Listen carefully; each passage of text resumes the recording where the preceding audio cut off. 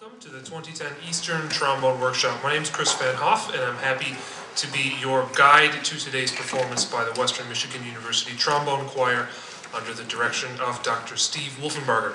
While students from Western have played in ETW solo competitions before, today marks the ETW debut for Western's Trombone Choir.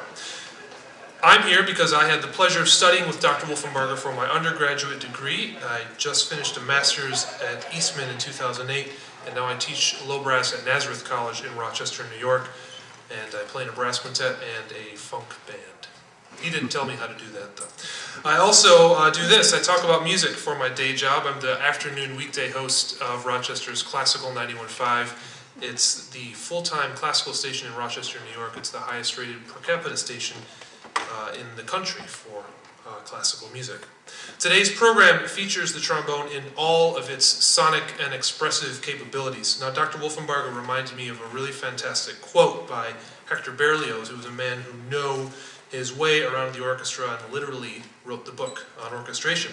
Berlioz said that, quote, "Trombones can chant like a choir of priests, threaten utter gloomy sighs, a mournful lament, or a bright hymn of glory. They can break forth into awe-inspiring cries and awaken the dead or doom the living with their fearful voices." We'll hear playing right along those lines today from outstanding student soloists, arrangements by alumni of the group, and a guest soloist, Dan Matson, who's the assistant principal trombonist of the Grand Rapids Symphony. Well, we'll continue the program today with a piece by one of the most popular and widely performed American composers of our time, Eric Whitacre. Whitaker's preferred means of musical delivery is through vocal music, although his vocal music transfers very well to wind instruments. And in 2009, a Western alum and current Juilliard graduate student on bass trombone, Evan Conroy, wrote this arrangement of Whitaker's piece called Water Night. It's a piece based on texts by poet Octavio Paz. It's a thick texture, it's full of warm tone clusters and gradually shifting colors. So here's Steve Wolfenbarger and the Western Michigan University Trombone Choir playing Evan Conroy's arrangement of Eric Whitaker's Water Night.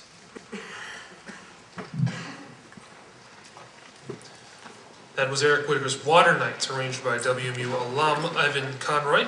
Evan graduated in 2009 and is currently pursuing a master's in bass trombone at Juilliard. Steve Wolfenbarger has been the professor of trombone at Western Michigan University since 1986 and has presided over continued growth and excellence performance over the course of his tenure. This is the part where he gets humble and modest. In addition to being granted WMU's College of Fine Arts Dean's Teaching Award for 2009, Steve was the 2009 recipient of the International Trombone Association's ITA Award, a prestigious honor, one of the two most prestigious honors awarded to a trombonist, notable for outstanding and lasting contributions to the world of trombone performance and education. Steve's students have been finalists and winners in numerous national and international solo competitions since 2001, and many go on to careers as teachers and performers or pursue further study at the nation's top graduate programs. Well, the next piece today is by composer Alan Chase, and it's one that he likely wrote while he was on the faculty of the University of Wisconsin. Chase was formerly the principal trombonist in the Detroit Symphony Orchestra, and he's contributed numerous intriguing works to the trombone choir repertoire, including this one, the Rondo for 8 trombones. So once again, here's Steve Wolfenbarger and the WMU Trombone Choir.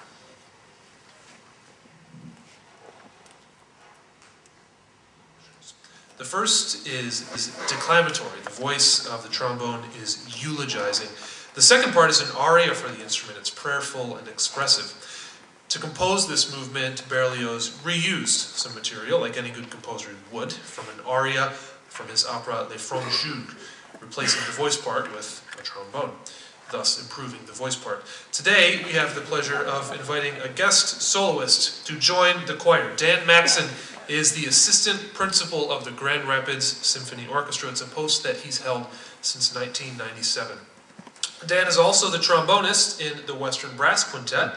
That's the faculty brass quintet ensemble at Western Michigan University. With WBQ, he has toured the U.S., Southeast Asia, and Russia, and will be featured on their newest recording, which comes out this fall. It's all music that was written for the group. Dan also plays in the Cabrillo Festival of Contemporary Music in Santa Cruz, California every summer, and recently he helped give the very successful world premiere of James Stevenson's Triple Concerto for trumpet, horn, and trombone called Les Grandes Vitesses. It's a piece that was commissioned by the Grand Rapids Symphony. So please join me in welcoming Dan Matson along with Dr. Wolfenbarger and the choir for Berlioz's Grand Symphony for Band.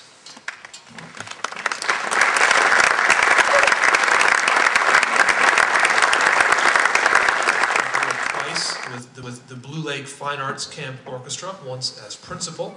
And as a vocalist, Kirsten has also received numerous honors, including an invitation to travel to New York City to participate in a vocal competition sponsored by Classical Singer magazine. Now, having a student with these dual talents in the studio, Steve approached me last summer to write an arrangement to feature Kirsten as vocalist with the choir accompanying, and I immediately thought of just one piece, the Cantilena from the Bachianas Brasileiras No. 5 by Heitor Villa-Lobos, a Brazilian composer. It's a really stunning and truly original piece of music for a choir of 8 celli and solo soprano voice, and it translated very well for 8 trombones and soprano.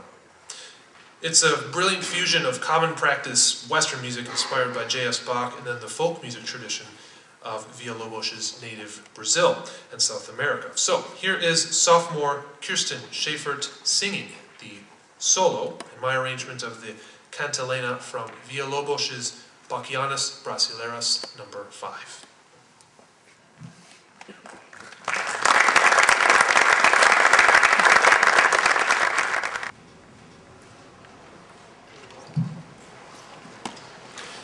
We have one more piece to share this afternoon, and it's a set of bagatelles. Now, designating a piece of music a bagatelle is immediately telling as to the composer's intentions. A bagatelle is a trifle, a whim, a lark, something light and fun. Beethoven wrote a famous set of them, so did Dvorak and countless other composers. In 1980, Hungarian composer Frigyes Hidas was commissioned by the International Trombone Association to write a new work for trombone ensemble, and he too turned to the bagatelle for his format. The result is this final piece on our program, the 7 bagatelles for 12 trombones, with Steve Wolfenbarger and the Western Michigan University Trombone Choir.